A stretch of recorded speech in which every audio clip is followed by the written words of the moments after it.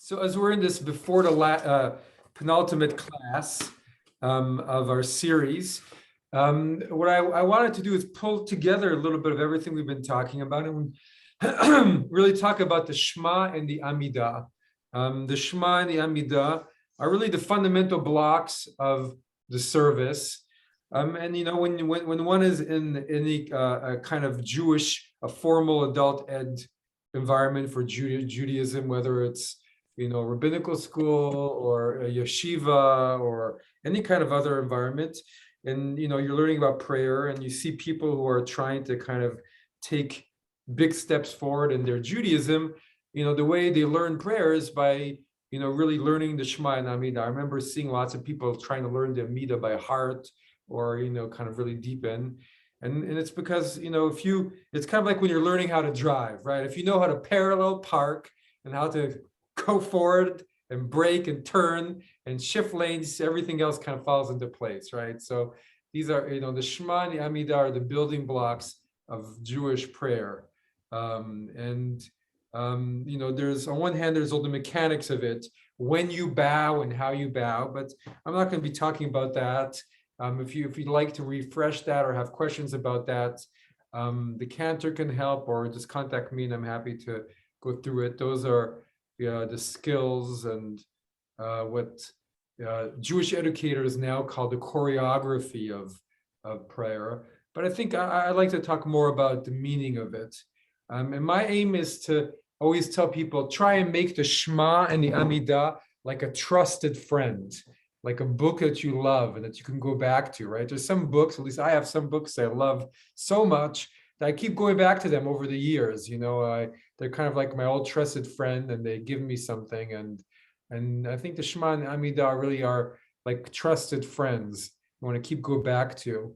But there's also a lot of barriers to making them trusted friends and not strange friends who are struggling to connect to. So we have to use all the tools that we've been talking about, which is, shifting the meaning and making it personal and adding and, not adding words necessarily, but in our mind, adding meaning, layers of meaning, and building personal connection.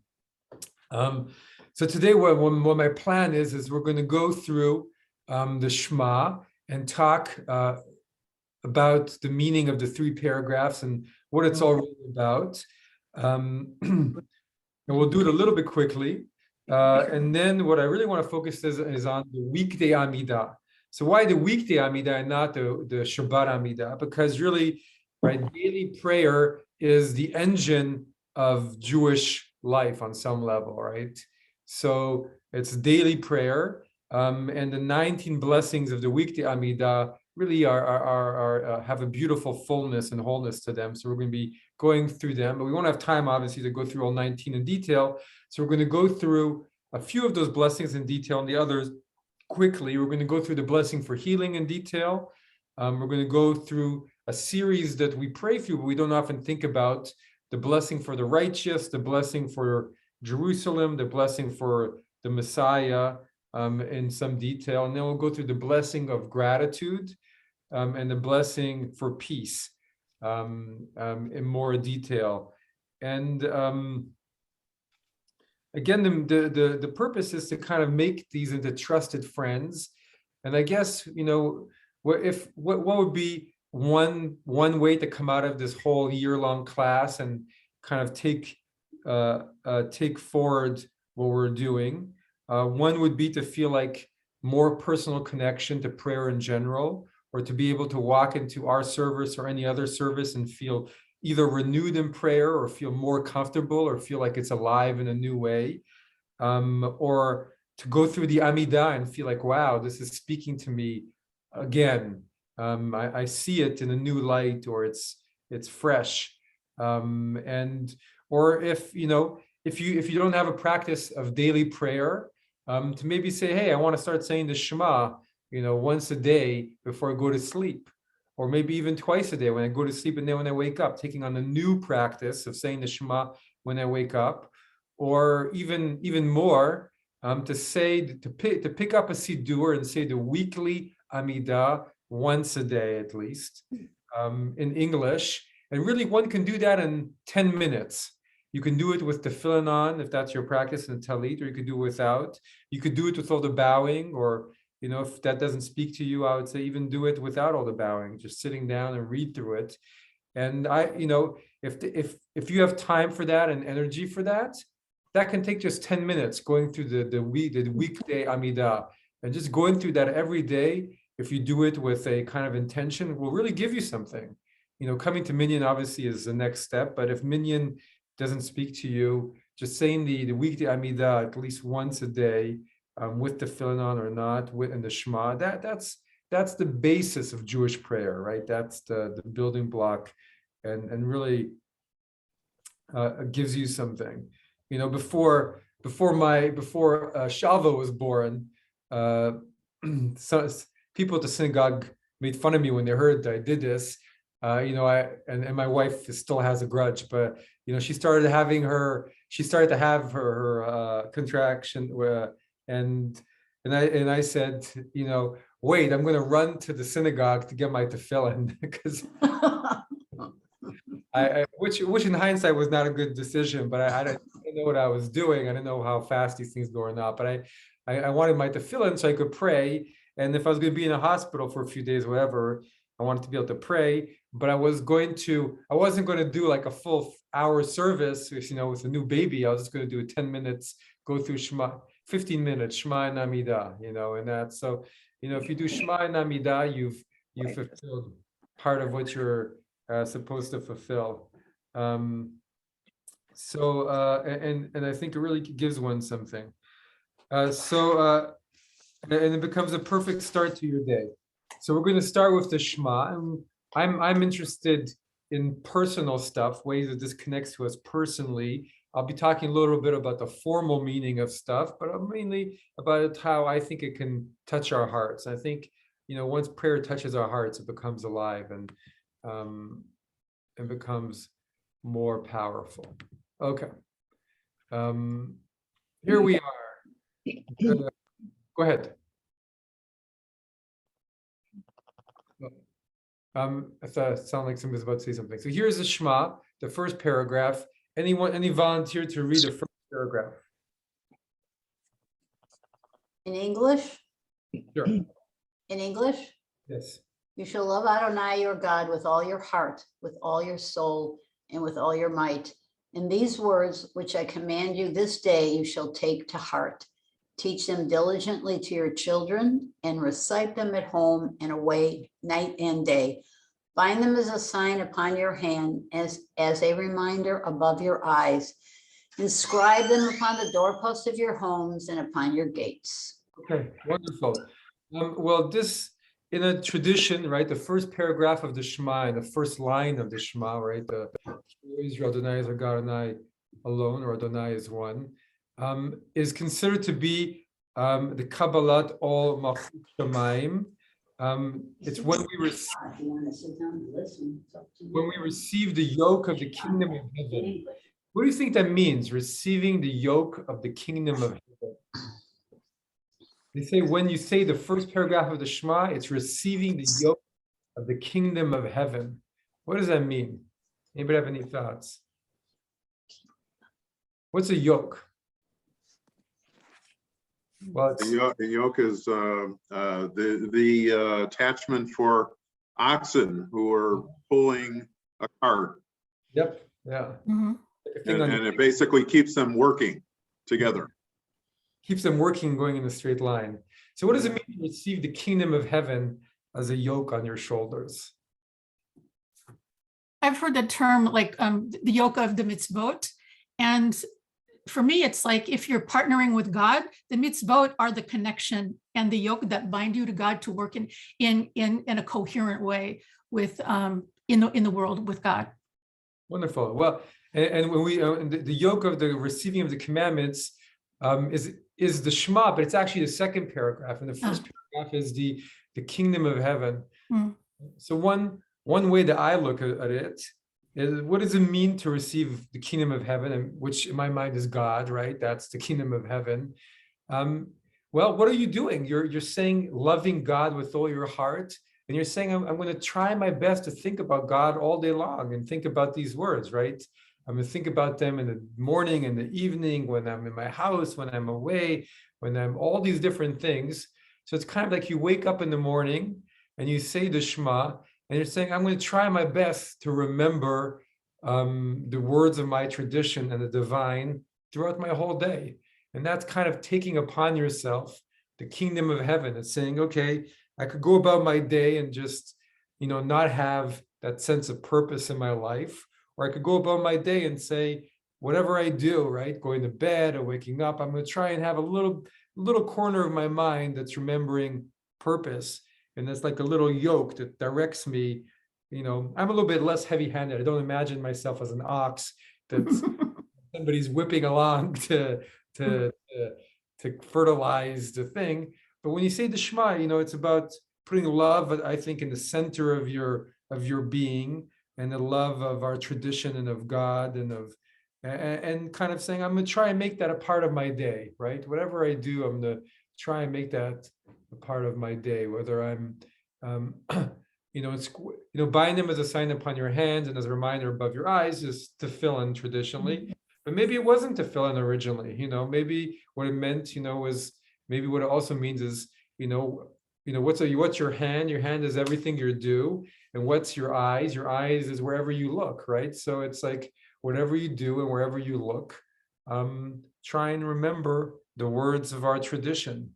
And that kind of encompasses everything, right? So it's, trying to take on a yoke. I kind of imagine, and I actually believe that, this is getting a little bit mystical, but the Shema is a very powerful prayer.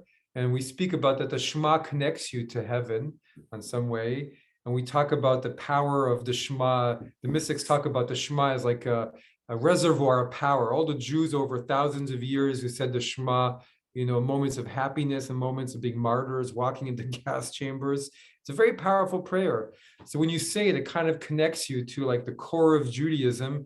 And then you take on the core of Judaism when you say it, right? It's kind of like a mystical cloud that comes onto you, and then you say the Shema. I mean, do other people find it's powerful to say the Shema? Well, yeah, I find it very powerful, but the idea of the yoke and wearing tefillin, being bound with the words of the Shema, or on your arm or on your head, that's another way of having a yoke, of having the yoke of heaven is part of the prayer, but it's also part of the uniform for saying. Part of the uniform is binding it to oneself. But it is binding kind of like a yoke. I think so. I think that's a nice way of looking at it. Yeah. But also thinking about that in your daily life, doesn't that also make you want to be a better person and do things in the correct way? Yeah. Thinking about God. Well, it's like an ox, right? When you yoke it, you're putting it in the direction of plowing instead of just walking around. When we're yoked with this kingdom of heaven, we're plowing the world. We're doing good deeds. Right. So let's move on to the next paragraph. We're going a little bit fast, but I think it's my main focus. I want to be the Amidah. Will someone read for us the second paragraph? If you will earnestly heed the mitzvot I give you this day, to love Adonai your God, and to serve God with all your heart and all your soul, then I will favor your land with rain at the proper season, in autumn and in spring, and you will have an ample harvest of grain, wine, and oil. I will assure abundance in the fields for your cattle. You will eat to contentment. Take care lest you be tempted to stray and to worship false gods. For then Adonai's wrath will be directed against you. God will close the heavens and hold back the rain. The earth will not yield its produce. You will soon disappear from the good land which Adonai is giving you. Therefore, impress these words of mine upon your heart. Bind them as a sign upon your hand. Let them be a reminder above your eyes. Teach them to your children. Repeat them at home and away, night and day. Inscribe them upon the doorposts of your home and upon your gates. Then your days and the days of your children on the land that Adonai swore to give to your ancestors will endure as the days of the heavens over the earth. Thank you. So this is the paragraph that's traditionally about the yoke of the mitzvot, right, of the commandments.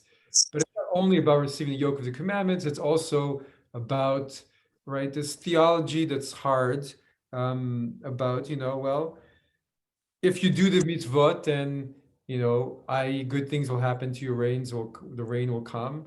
And if you don't, watch out.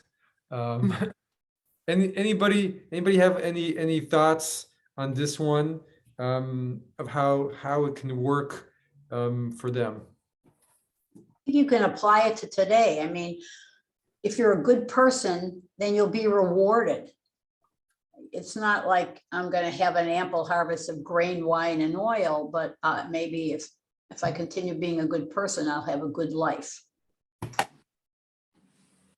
Well, I really like that, because it's what in other traditions you call karma a little bit. And this is kind of Right. Cause and effect. If you do good in the world, or if you do the mitzvot, which are God's will, then it can cause good things. And it doesn't mean we obviously we know that there's also good people who have bad things that happen to them, so it's not going to completely erase you from that. But I always go to the way the Baal Shem Tov interprets this, and he says, when you do the mitzvot, then you become in line with the universe. You become in tune with yourself and the world.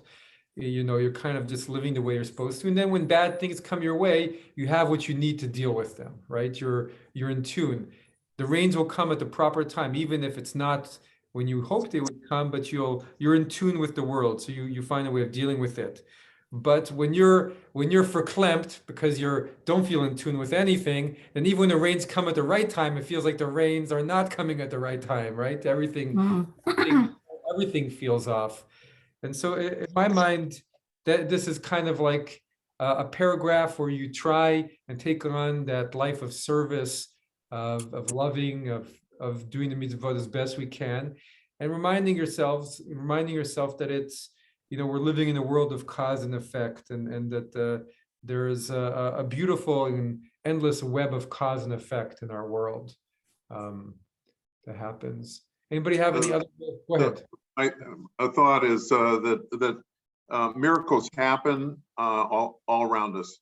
However, sometimes people are available to appreciate the miracles that happen to them, or us, and sometimes people are not. I mean, it's like that the miracles are there, and you if you appreciate them, then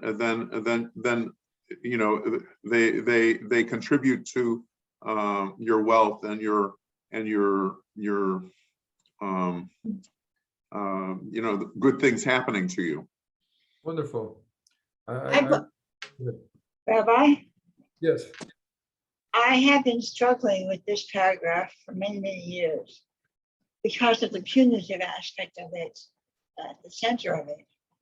And the Baal Shem's interpretation that you just spoke is helping me a little bit with this. Oh, wonderful. I'm still struggling with it. It's a paragraph that I say and I feel like I don't want to say it. Because I don't want to feel like I'm a good girl, I'll be treated well. If I'm a bad girl, whatever that means, I'll be punished. So I need something to soften that for me. And Michael's point about miracles is a very interesting one. And Baal Shem's interpretation is making it feel softer for me. Thank you. Wonderful. Well, you're right. The punitive aspect is very hard, and I don't believe in a God that punishes. So I have to I have to shift it in those ways. Go ahead, Marshall, you're about to say something. Yeah, thank you.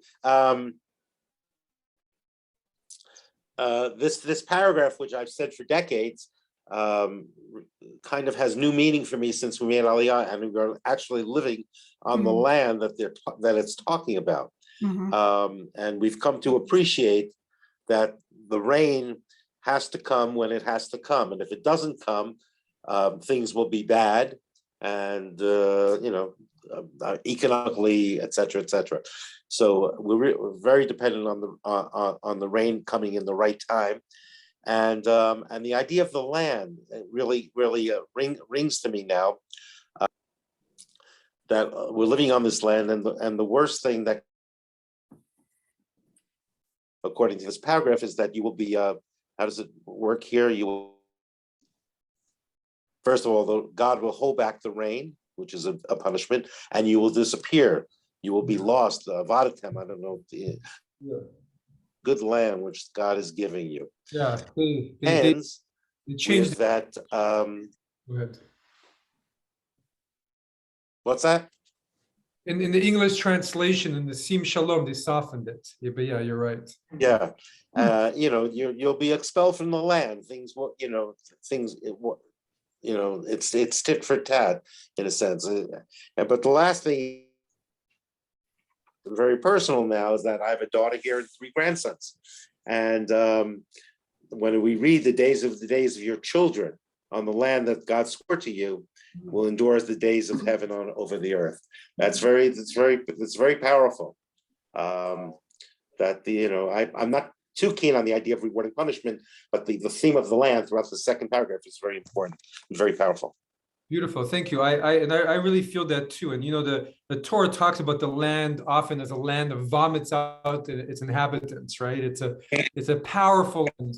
So you can't take it for granted, right? It's a beautiful, powerful land. But if you're not doing what you're supposed to morally and ethically, it's not going to allow you to be on it for too long. It's gonna expel you out. Exactly. On the other hand, when you're in this beautiful, powerful land, it can bring blessing to you and your children and your children's children. And then there's something beautiful, and even though it has an edge to it, this is, living in this world has an edge, and it's do your best, don't, I do not believe greatly in the God that punishes, but I remember hearing the story of someone who was saying, God will forgive, God will forgive, God will forgive. And eventually there was a Rebbitzin that said to them, no, God eventually will not forgive. God, not that God was going to punish you, but you can't always say, at some point you have to say, I will do my best. I am going to try and do. That's a harsh lesson. But I think there's some truth to the being in this school of life that we do have to, we have to do our best, when we can. It doesn't mean that we're always expected to be 100%. Nobody's at 100%. But we can't let it always go away and think it's always going to be, at some point it's going to be okay. And so this I don't like the bite of this paragraph, but there's something in it which I think is useful, which is, a little reminder, a little poke, a little poke. Exactly. Accountability is not such a bad thing. We're all accountable. Very nice. Okay. And the accountability can be looked at. Where's the third paragraph? Wait a second. Here we go. Okay. And so now we come to the third paragraph. Who would like to read for us? I can read. Adonai said to Moses, instruct the people Israel that every generation shall put tzitzit on the corners of their garments and bind a thread of blue to the tzitzit, the fringe on each corner. Look upon these tzitzit and you will be reminded of all the mitzvot of Adonai and will fulfill them and not be seduced by your heart nor led astray by your eyes. Then you will remember and observe all my mitzvot and be holy before God. I am Adonai your God, who brought you out of the land of Egypt to be your God. I am Adonai your God, who is truth. Such a beautiful paragraph. So this is again about the commandments, right? The tzitzit are linked to the commandments and are a tool for remembering the commandments. And in ancient times, the people, I mean, still people wear tzitzit to this day as an undergarment, but in ancient times they wore tzitzit on their regular garments, and your tzitzit were there. Some scholars say as a sign of royalty, but they were there to remind you. You would look at them and remind yourself of you have a certain role in this world. In modern times, I've known kind of Jews who are a little bit more handy, craft-like, and they'll make themselves garments with corners to put tzitzit on them, or just have a clamp with a tzitzit that they put onto their garments and kind of use it in that way. Anybody else touched by something here? And Remind me again, what's the significance of the thread of blue? I've forgotten. okay, so I think that's lovely, and this is my favorite. It's a little bit of a drash, but this is what I try and do. So the blue, right? The blue is on one hand a sign of royalty because it was made with the blue from snails, and it was really hard to get that blue, right? Okay. So it was a sign of royalty. But in the Talmud, it says that the blue of the tzitzit is like the blue of the sea, Okay. like the blue of the sky, and like the blue of God's throne in the heavens, right? So it's kind of like a meditation. And so what are the commandments supposed to make you feel like? They're not supposed to make you feel constrained and like you're only an ox being led in a way, but the tzitzit are also supposed to remind you of feeling expansive, right? The tzitzit are supposed to make you feel peaceful. They're not just supposed to make you feel like there's somebody whipping you along and go. They're supposed to make you feel expansive and open.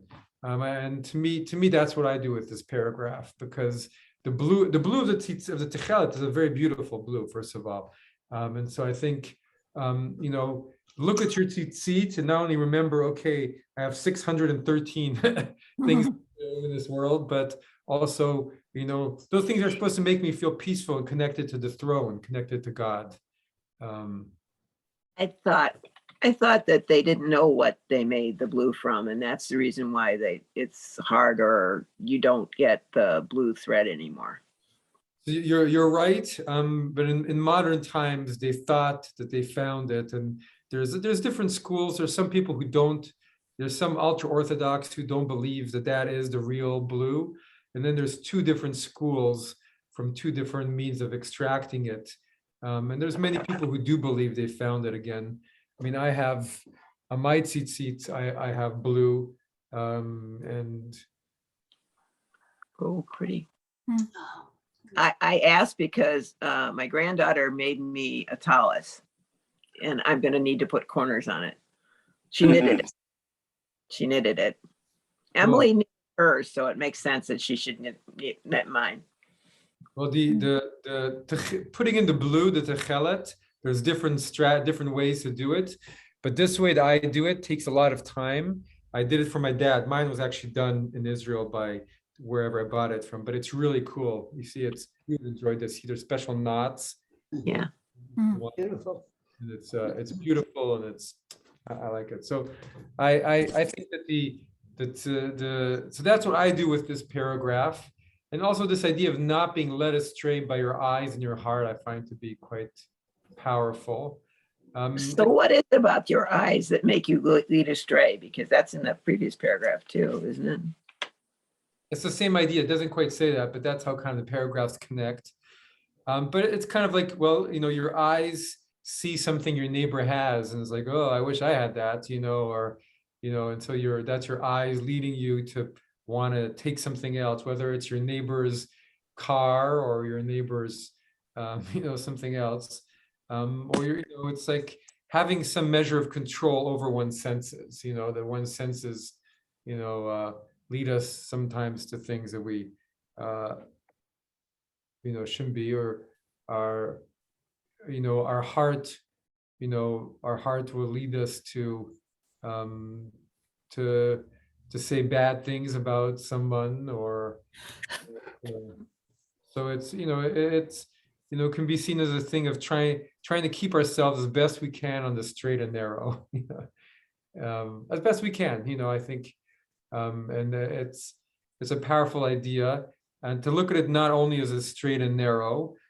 This is something my dad uses, a Hasidic idea, but if you had a jewel in your pocket, there was $1 million jewel, right? You would think about that jewel all day long, right? You would think about that jewel, whether you were in a meeting, whether you were crossing the street, whether you were talking to somebody, you would not forget that $1 million jewel. And now it's so, the remembrance of God, according to this Hasidic parable, should be like that, right? You should be like $1 million jewel. Remember, you have a connection to the divine, and remember it, how precious it is to you. And that's kind of what tzitzit are about. Remember, you have this jewel of the tradition of a religious path. Don't forget it. It's there for you, and it can lead you to wonderful things. And think of it as a jewel in your pocket that's always there for you, whatever you.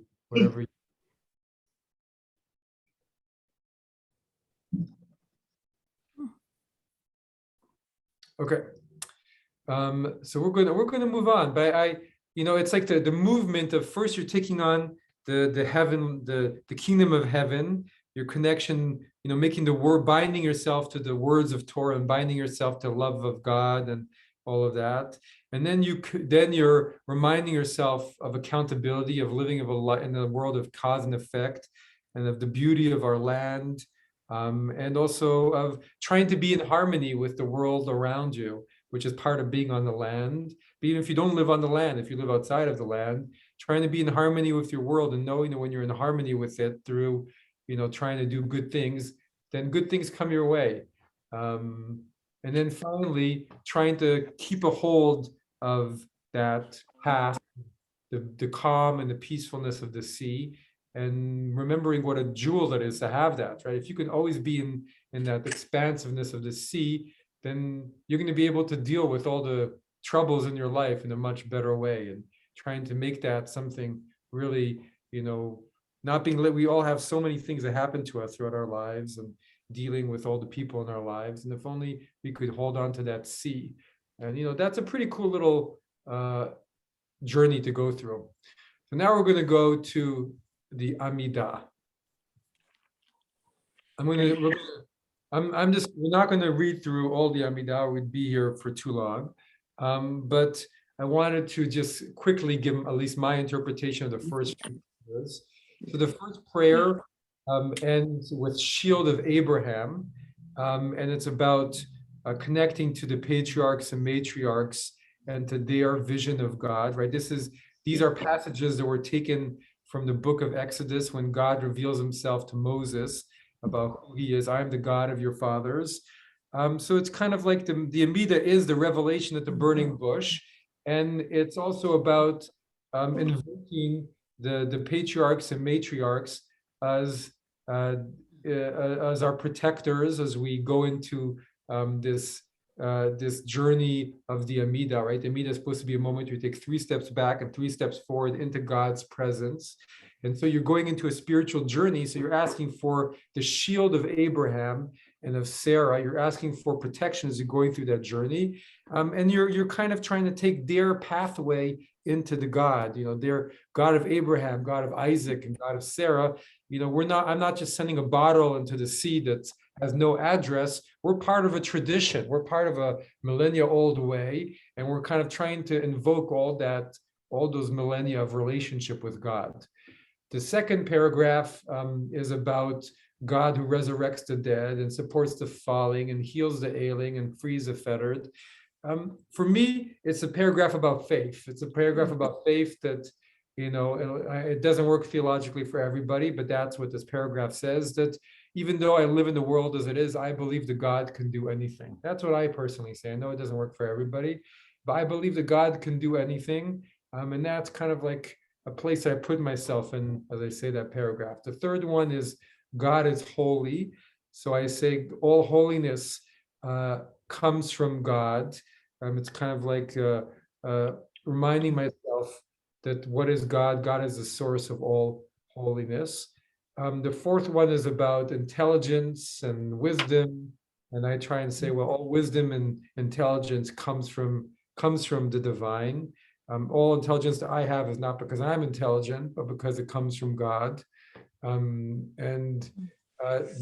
in the next one, returning to Torah, what does it mean? Well, every day is trying to return to a place of Torah within ourselves, trying to return to a place of connection to what's Torah? Torah is the word of God. Returning to God within ourselves and drawing ourselves near. We always go astray throughout our day, but trying to go back to Torah within ourselves. That's repentance, tshuva. Then we have forgiveness, which is similar, but it's every day saying, God, please forgive me for all the ways I've gone astray, and try and help me recenter and be please be gracious and forgiving of all the ways I've gone astray. A little taste of Yom Kippur every day. Then we have this paragraph, behold our adversity and deliver us, redeem us soon. This is national, right? But there's also some redeemer. What is redemption? Redemption is helping us when we can't repent. In those places where I or the people of Israel can't go back to a place of wholeness, help me. All those places where I can't do it myself, I'm asking you for your help to bring me back because I can't do it myself. And so that's what I do there. So now we come to healing. So let's read this one out loud. Will someone read this for us, please? Heal us, Adonai. Heal us, Adonai, and we shall be healed. Help us and save us, for you are our glory.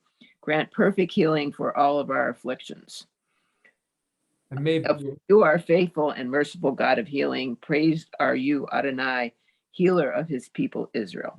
And please read the paragraph on behalf of one who is ill too. Oh, and may it be your will, Adonai, our God and God of our ancestors, to send complete healing of body and soul to Insert name here. along with others who are stricken, and strengthen those who tend to them. But this is right. This is, prayer can be exalted, or prayer can be pretty concrete. God, heal me or heal all these people, right? And strengthen those who tend to them is really important too. Yeah, that's really important too. Anybody stricken by any of the words in this prayer? To me, the whole thing is that I just was thinking about asking you the difference between the two. And now what I'm seeing is that if you say this every day, then you have a reminder of how things should be and what you should do. Whereas if you only say it on Shabbat, that's one time a week, it's very easy to forget. Beautiful. Yeah. Yeah, it really gets into your bones. And, we Jews don't have theology. We don't have, I am a Jew, so I believe this, and this. But by reading the Siddur, it kind of gets into your heart what you believe and who you are, right? By saying these words, it kind of gets into your heart. This is who I am, what I believe. And it's really nice every day to pray for healing. It's really nice, and then you have your whole list of people you pray for, and it makes you think of them, and it sends good vibes their way, and it's... And this prayer is in the Weekday Amida, but it's not in the Shabbat Amida. We have the Misha Berach on Shabbat, but it's not on Shabbat. We don't pray for the healing. We do it during the Misha Berach, because it's really nice to pray for healing for other people. It makes you feel connected to them, and it makes you feel like you're not just praying for yourself, which is also nice.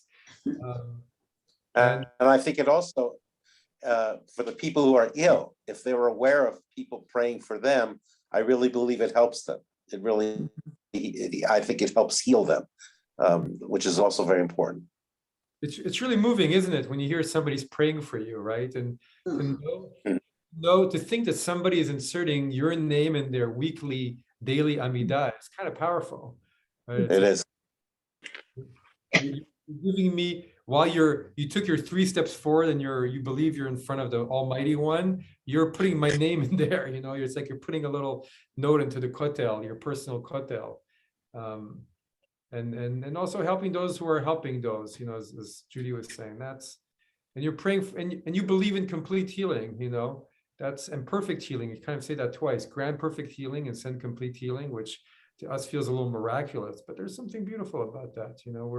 I'm putting my faith out there in that. I always struggled with that idea of complete healing, in that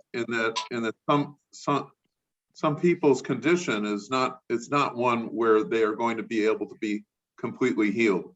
That they're going to be able to possibly be more healthy, but in fact, they're only going to reach a certain point. And I think a recognition that at times that we as humans are limited in regards to how healthy we can become. I think that in a way that prayer doesn't acknowledge our limitations. Thank you. And then I think, and there is a place where when you tell somebody, complete healing, and they're dealing with a terminal disease, it feels off. It's like, it doesn't feel real. And I think, when you pray this, I think it has to be done.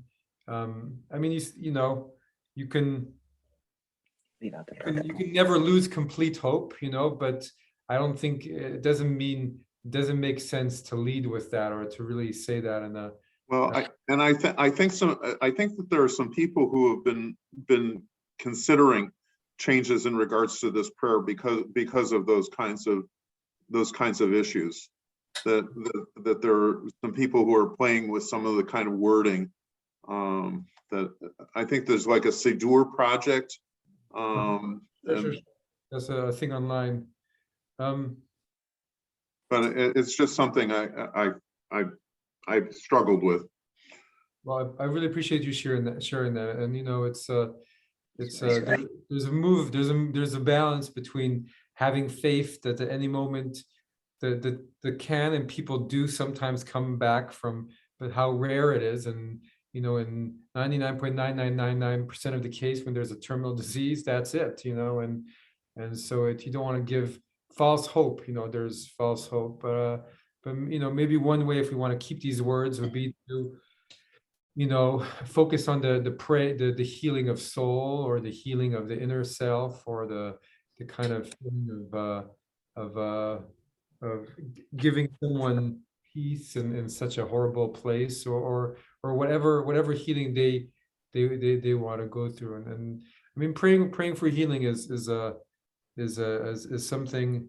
I mean, I know as a rabbi, when I'm working with people who have a terminal disease, I don't do your regular Misha Berach, because I'm not gonna. I use another prayer, which is kind of mixes in different words, because on the other hand, it's there's looking at the words literally, and then using our minds to change them, or also keeping the traditional words and saying, well, this is like a formula, right? It's kind of like magic, right? A magical formula. I want to say it's like magic, but it's kind of like you have a formula and the words are 1,000 years old. And so you keep the words, but in your mind you say, okay, I'm going to shift the meaning for myself, but keep it because I feel it's powerful, or I feel it's honoring others. And I think both of those are correct ways of working. Let's move forward. And so the next blessing, there's a blessing for bounty, to have a blessed year, to bring abundance. And then, in Judaism, we're okay praying for abundance, and some people really need abundance and don't have abundance, and especially in Israel, there's a lot of people who are, struggling, but everywhere, so I think it's okay to pray for abundance and blessing. And in my mind, when I say this blessing, I sometimes think of those people who I know are struggling financially, and I pray for their abundance, and that's okay. You can pray for abundance. And We had a conversation about that last December. Bring, back then, it's bring us happiness and a blessed year, satisfied with abundance. So back then, it's like, have a good harvest. Well, what is a good harvest for us? Is a good paycheck, give me, pray for, help those who don't have a good paycheck to do okay, and help all those who are suffering. And that's okay. That's okay. It's okay to pray for that. Then we have sound the great shofar to herald our freedom, raise high the banner, to gather all the exiles. So this is about the ingathering. In Israel, there has been an ingathering of people from all around the world, Ethiopia to, India. But what I think about this is, again, my personal, I think about God, please bring every single Jew in the world closer to where they should be. And that's what I think about, closer to their place of connection in the great soul of Israel, to you, God. That's what I think about, sound the shofar that wakens people up to their Judaism and bring them a little bit closer. Then we have restore our judges as in days of yore, and our counselors as in former times. And so this is when I pray this prayer, I say, I think, restore justice. And then it says, and reign over us, Adonai, you alone with loving kindness and mercy. And I think about that time in the book of Samuel where God says, do you really want, a ruler? Don't you want me to rule over you? And I pray that one day there will be a time when human beings have such a strong connection to God that we can all have direct connection to God, and God will rule over us. Wouldn't that be cool? So that's what I personally think. The next prayer is about our enemies, and I think about our internal enemies instead of our external enemies, though sometimes I feel tempted when our external enemies get a little bit too out of control. But I think about internal enemies within myself that I'm trying to crush and uproot and subdue and humble, which is very strong language, which I have trouble praying for even, the worst of our external enemies. Then we have this. So we're not going to be able to read this and really talk about it, but I'll tell you what I do. And we can, if you have a comment. So this is, let your tender mercies, Adonai our God, be stirred for the righteous, the pious, the elders of the house of Israel, and its remaining scholars, for faithful proselytes, and for us. Reward all who fully trust in you, that's the converts, and cast our lot with them. May we never despair for our trust in you. Praise are you, Adonai, who supports and sustains the righteous. So for me, what I do with this is, I'm like, God, help all those people who are just good people in this world. And there's also a series here of 3 prayers that lead to talking about messianic times and redemption. And it's kind of like saying, even from the small remainder, it doesn't take a lot of special people, but from those small special people, you can have the foundation of bringing Mashiach, of bringing redemption to our world, right? Help those people and let our lot be with them, the faithful converts, the pious, the elders, the righteous. Those people are holy people, and they can be the foundation of bringing redemption into our world, and make our lot like them. And even though there's just a small bunch of them, that's enough. But then I say, have mercy and return to Jerusalem, your city. May your presence dwell there as you have promised. Build it now in our day and for all times. Reestablish there the majesty of David, your servant. And so the second step is, you need a holy city like Jerusalem to be flowing with goodness, and try, help God, please help Jerusalem return to that state, rebuild it. I mean, Jerusalem is building too fast with luxury buildings, as Marshall knows. But let Jerusalem also be rebuilt spiritually, where there's not so much political trouble and division, and let it continue to flow. And I even like to sometimes think about, Jewish Judaism, but let all the holy places of Judaism be peaceful and flow. And imagine if there really was all of that flowing in Jerusalem, what a powerful basis it would be for redemption, right? For messianic times. If the Haredim, the ultra-Orthodox, and the conservative, and the Reform in Jerusalem were all together and able and could agree on, on things, and they weren't trying to push us out of the Kotel. And imagine if, the Muslim, Jews, and Christians, we weren't all fighting for the same little pieces of land, and the Christians amongst themselves, and the Muslims were throwing rocks at us from the top of the things. We didn't have all the different parts of it, and we weren't, having to go into their holy places. And anyway, it's a mess, but there's also such promise there, and what beauty would come from that redemption if we weren't. And that's what goes into my mind, and I get stuck there a little bit. And then there's cause this is the final part of that, cause the offspring of your servant David to flourish and hasten the coming of the messianic deliverance. And cause the offspring to flourish. The verb in Hebrew is to blossom or to flourish.